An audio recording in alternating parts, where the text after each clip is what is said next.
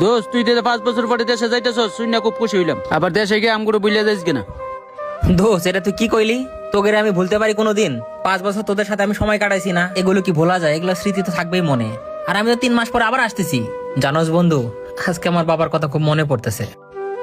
আমার বয়স যখন 10 বছর, আমার বাবা আমাকে একটা কথা বলছে, যেদিন পিতা হতে পারবি সেদিনই বুঝবি বাবার দায়িত্বটা কত বড়।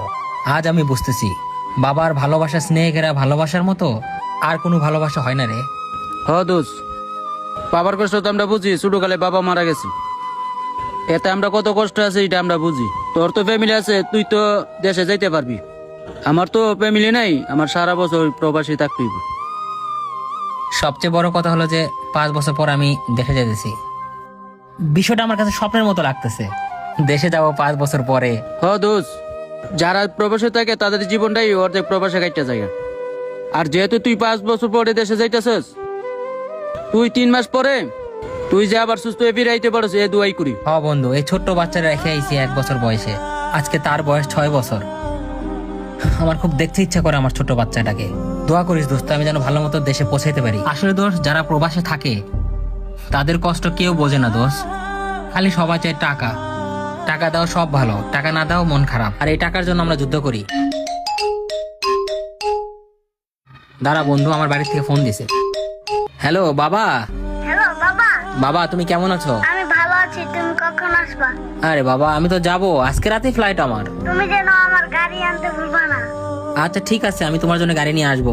তুমি তাড়াতাড়ি আসো, দেরি করো না। এই তোরা কাম বাদ দিয়া ফোনে কথা কইতেছ? হ্যালো। তোকে দুইটারে ভিসা আর পাসপোর্ট ক্যান্সেল করে দেশে পাঠাই দিমু। তোরা ফাঁকিবাজ। আর তুমি বিদ্যুতের লাইনটা যে চালু করে দিও। ওরা বিদ্যুতের জন্য কাজ করতে পারতেছে না, তাড়াতাড়ি করো। দোস্ত যা, লাইনটা চালু করে দিয়া।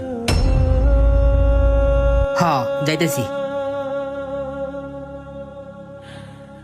লাঞ্চের সময় থাকবো 10 মিনিট, 10 মিনিট পর আবার কাজে লেগে যাবা। আচ্ছা ঠিক আছে।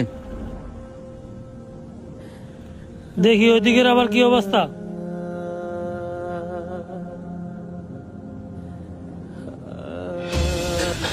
রফিক, রনি তো কারেন্টে শর্ট খাইছে, হয়তো আর নাই। কি কোন বস?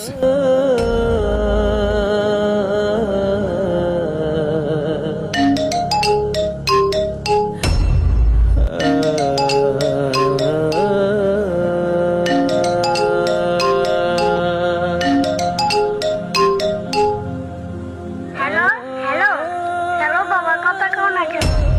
কি আমার সাথে কথা কইবে না? আমার গাড়ি লাগবে না বাবা, তুমি চলে আসো। হ্যাঁ, এরকম অনেক প্রবাসী আছে যারা মনে কষ্ট রেখেও পারে চলে যায়। আল্লাহ তাদেরকে ভালো রাখো।